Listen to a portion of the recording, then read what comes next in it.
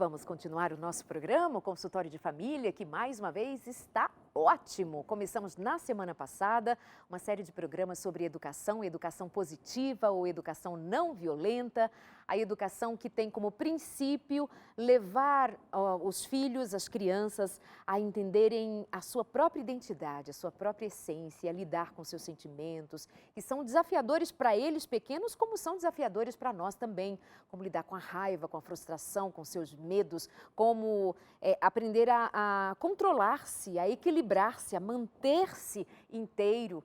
Vamos continuando a nossa conversa aqui com a educadora parental, que é palestrante também, viaja pelo Brasil atendendo a convites para dialogar com os pais a respeito disso tudo e de muito mais. Também é youtuber, eu te convido a se inscrever no canal da Elisama Santos no YouTube para você ter essas questões ali trabalhadas por ela mesma em seu canal e você pode falar direto com ela também. Obrigada pelo seu carinho, sua audiência, por estar aqui com a gente no consultório de família e vamos que vamos. O que ficou no ar foi como que a gente faz, então, como que é aquela respirada profunda antes de explodir. Porque pais nos escreveram dizendo, Elisama, que os filhos roubam a paciência. Falam, por exemplo, 1000 vezes e a criança faz a mesma coisa. Não aguento, parto para a violência e bato-lhe, dou-lhe palmadas, ponho no castinho do pensamento, castigo. Estou fazendo o meu melhor e é o seu melhor. E é o melhor. Mas Sim. temos visto os prejuízos dito. Como é que faz essa hora de vou explodir? Eu acho que a primeira coisa que é muito importante, que a gente precisa diferenciar o sentir a raiva de o agir com raiva. São coisas muito diferentes. Os pais chegam para mim assim e falam, Elisama, mas como que eu não fico nervosa? Mas quem disse que você não pode ficar nervoso? Ficar nervoso faz parte da vida. Sentir raiva faz parte da vida. Agora, o que você faz com esse nervosismo, o que você faz com essa raiva, é o que faz toda a diferença. Então, a primeira coisa é aceitar a tua raiva. Você é um ser humano, normal, como qualquer outro, que sente raiva. Nós estamos acostumados, com essa educação que a gente recebeu de pouco conhecimento emocional, a receber um estímulo e reagir. Receber um estímulo e reagir. Papuf, papuf. O que nós queremos é desenvolver a inteligência emocional. E ao desenvolver a inteligência emocional, a gente cria um espaço que vem após o estímulo, que é um espaço para ação. O estímulo, a criança brigou, gritou, eu pedi algo, a criança não fez. Um espaço para eu escolher como eu vou agir e a partir daí não uma reação, é uma ação. Porque mesmo os pais que são violentos, que batem, que etc e tal, quando você faz sempre reagindo ao comportamento da criança, é ela que está guiando a educação. O processo educacional deve ser guiado pelos pais. E esse momento de guiança, a gente só vai alcançar consciência para isso se eu acessar esse espaço que está entre o estímulo e a minha ação. Então, a primeira coisa é eu reconhecer a minha raiva e reconhecer para mim mesma que não tenho condições de lidar com aquilo naquele momento. Se a criança não está sangrando, se não está no parapeito de um prédio, não tem ninguém com a faca na mão, respira, se afasta, bebe uma água, lava tua mão, molha teu rosto, sabe? Dá aquela respirada, chora, às vezes tudo que a gente está precisando é chorar um pouco. E aí você volta mais calmo, com mais capacidade de ser o adulto da relação. De ser quem pode conversar ali com consciência e direcionar aquela criança para um comportamento positivo. Se eu estou descontrolada, qual é a tendência? É que meus filhos se descontrolem também. E as crianças têm algo chamado neurônio espelho. Elas vão espelhar o sentimento do pai e da mãe. Então, à medida que eu estou agitada, a tendência da criança é se agitar também. E aí, aquilo que era para ser somente uma crise infantil, vira uma crise familiar. Ou então ela se torna oprimida. Né? Ou... Você está agitada, a criança fica agitada, mas também pode gerar uma criança bem oprimida, porque você sufoca. Exatamente o que pode acontecer também. É essa criança aprender a implodir. E as nossas implosões, elas estão virando doenças gravíssimas. E a gente está vendo isso acontecer o tempo inteiro. Eu sempre brinco que hoje em dia a gente tem medo de parar no esquina e virar uma farmácia. As farmácias, elas estão pipocando. E isso diz muito, Darleide, sobre a nossa saúde emocional. Porque a nossa saúde emocional, nós não somos somente emoção e físico separado, está tudo muito misturado. Existem estudos que falam que pais que preparam os seus filhos emocionalmente. Pais que lidam com os sentimentos dos filhos, eles educam crianças que têm um nível de cortisol menor na urina. O cortisol é um hormônio de reação ao estresse. Então, são crianças menos estressadas. São crianças que têm um sistema imunológico mais forte, elas gripam menos. E são crianças também que conseguem vivenciar um estado emocional com intensidade e sair dele mais rapidamente do que qualquer outra criança. Então, quando eu falo da gente treinar emocionalmente os nossos filhos, a gente fala de quebrar um ciclo muito que vem de gerações e gerações e gerações. Se esse pai e essa mãe que fala comigo, eles amam, eu estou perdendo a paciência. Quando eu vejo, eu já gritei. Se essa mãe viesse treinando desde os 2 anos de idade dela, ela já saberia lidar com a raiva dela. Ela já teria ferramentas para contornar os efeitos que a raiva causa nela, para reconhecer que a raiva está chegando. A raiva não ia causar uma cegueira tão grande, na hora que ela vê, ela já se descontrolou com o filho. Nós nos descontrolamos porque somos nós analfabetos emocionais. Então, nossas várias formas de descontrole, elas são fruto dessa educação que ela focou mais no raciocínio lógico matemático e bem pouco no desenvolvimento da emoção. Sabe o texto bíblico que diz assim, irai-vos, mas não pequeis? O princípio de reconhecer que nós somos humanos e que a nossa humanidade traz consigo toda a resposta de ser humano e que diante de uma dificuldade há um enfrentamento emocional que vem por sentimentos, emoções, como por exemplo a raiva. Há quem vai dizer, mas eu sou crente, eu não posso ter raiva. Isso se dá no universo da paternidade e da maternidade. Eu sou mãe, sou pai, estou com raiva do filho. Às vezes gera uma culpa e um terror muito grande porque está sentindo raiva do filho. Às vezes tem um aninho, você está com raiva porque você não dorme, porque você não come direito, porque você ganhou peso ou ficou magra demais, eu sei lá o que aconteceu, a mama está flácida, não sei. E a gente não reconhece sentimento, pois a Bíblia reconhece que nós podemos ficar com raiva até o ponto de se irar com estas e tantas outras questões, mas a gente não pode agir com raiva, o que seria o pecado. Uma mãe escreveu dizendo assim, olha, mas a Bíblia diz que nós devemos disciplinar com vara. Vamos lembrar de uma coisa? Vamos tomar o princípio disciplina. O que oferece a disciplina ou educação positiva ou não violenta é o princípio da permissividade, que faz tudo a hora que quer, do jeito que quer. Já conversamos que não. O princípio ali é do cuidado, da disciplina. Havia uma linguagem em que bater seria uma forma de educar. Havia essa linguagem.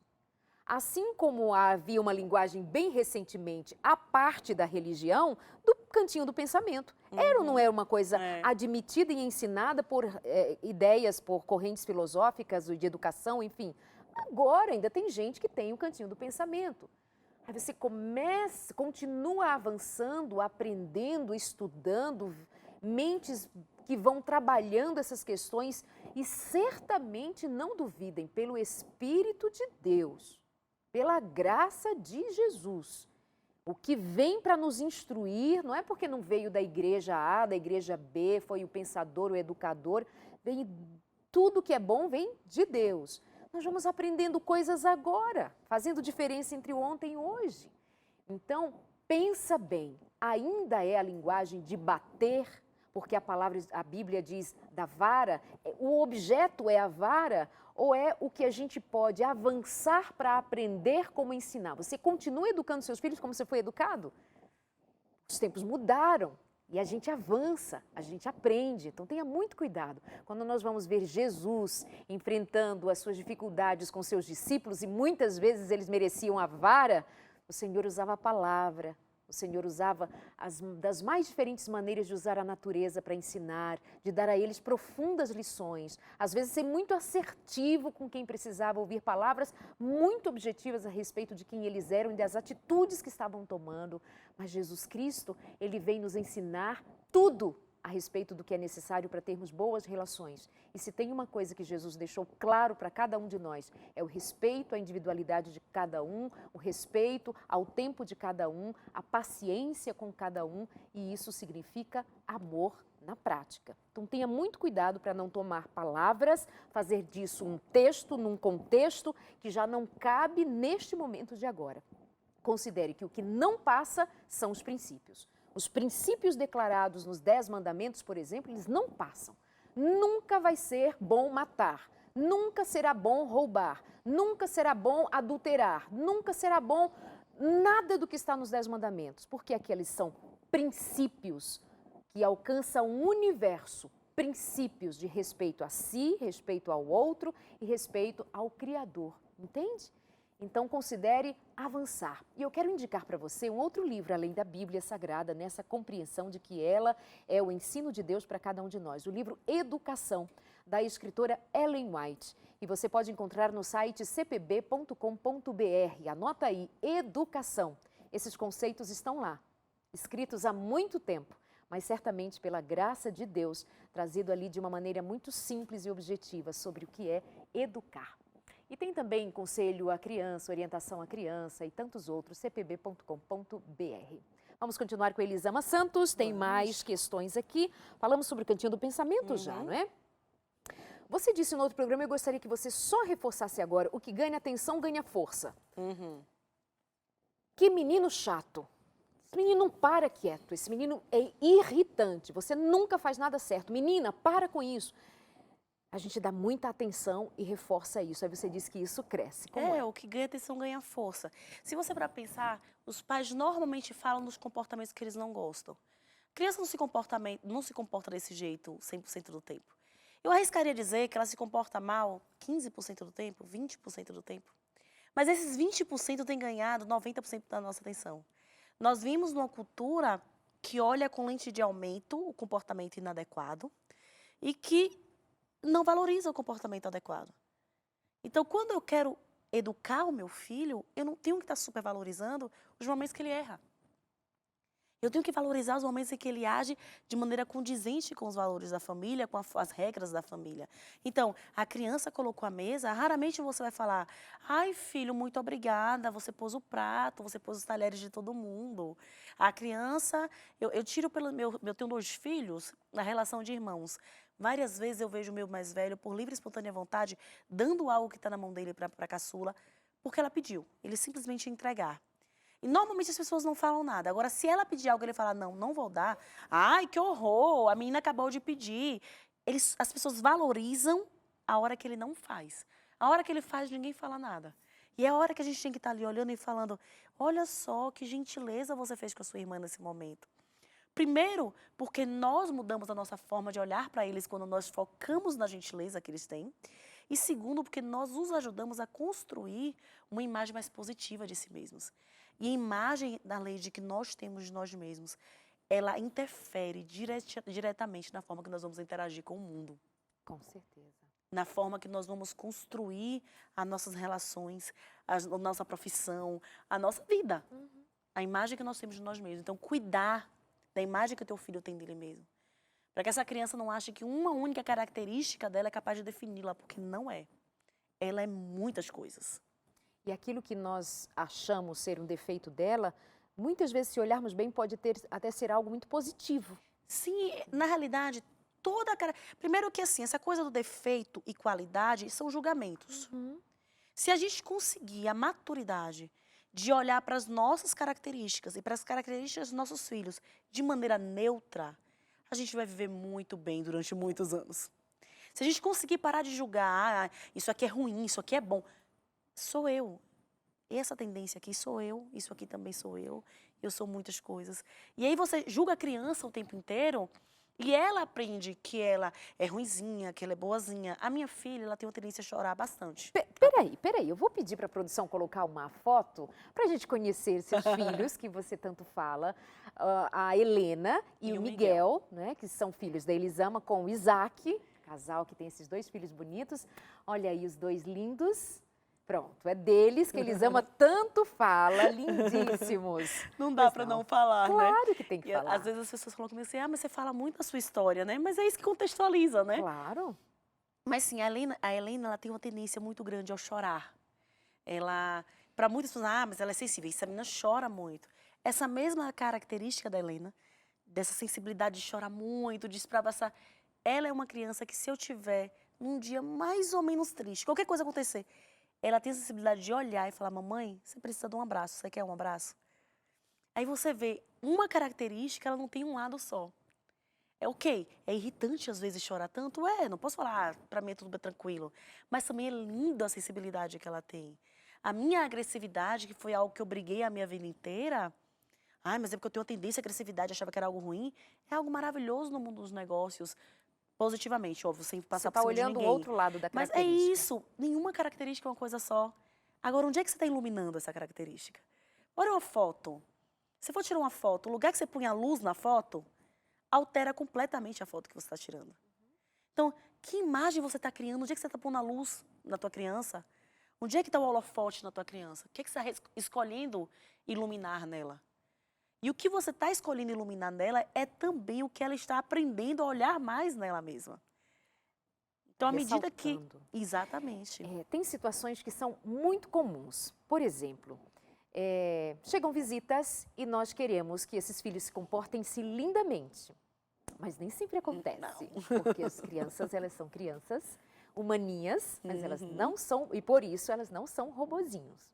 Então, as visitas chegam e elas não parecem ser tão educadas quanto mamãe queria, quanto papai queria. Ela não fala como deveria, ela não cumprimenta como deveria. Às vezes é uma criança um pouco mais retraída, ou enfim, o que nós vamos chamar de tímidas e etc. E aí o que o pai e a mãe fazem, especialmente as mães?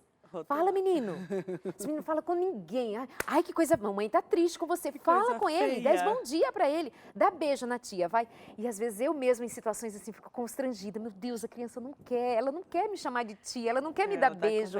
E por aí vai. Vamos falar disso logo depois do intervalo. Segura aí como que a gente faz quando os filhos da gente não correspondem àquilo que a gente esperava e idealizava. O que a gente faz com isso? Mamãe tá muito triste com você, tô muito... Olha, sinceramente, você não disse bom dia. E a criança fica assim, meu Deus, parece que eu cometi um crime. Foi um crime que ela cometeu? O medo de as pessoas dizerem que nossos filhos são mal educados, acho que é isso, né? Com certeza. Vão dizer que meu filho é muito mal educado, acaba com a minha reputação. Sim, exatamente. A identidade do teu filho interfere diretamente na tua identidade, né? É isso.